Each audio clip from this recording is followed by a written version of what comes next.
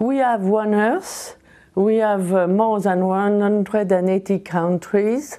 We have a growing population. So if we continue the way we do, we will not be able to live. So we have to define new way of living with a better resource productivity. Main characteristic of the International Resource Panel is that we are looking in a life cycle perspective, and we are linking the issues. The issue of water, for example, is linked with the issue of soil.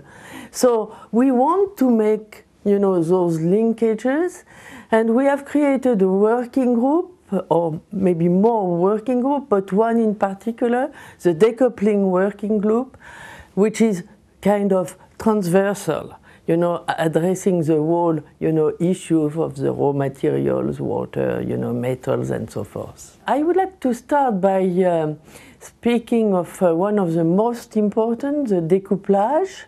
In order to promote this better efficiency and productivity of the use of raw materials, you have to have a kind of toolbox of various kinds, regulations, also fiscal reforms, and also technologies through innovation.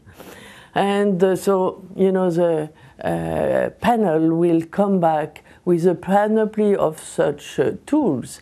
And also, a number of people are saying this technology is better, that one is better off. But we have also a group which will be analyzing, the impact on the environment of the technology along the whole life cycle. It's a world where the resource productivity has really grown up by a factor of 10, so that the resources of our planet are shared equitably. This needs a lot of innovation and a lot of changes in our attitudes. And I hope that we will do it also for our children and grandchildren.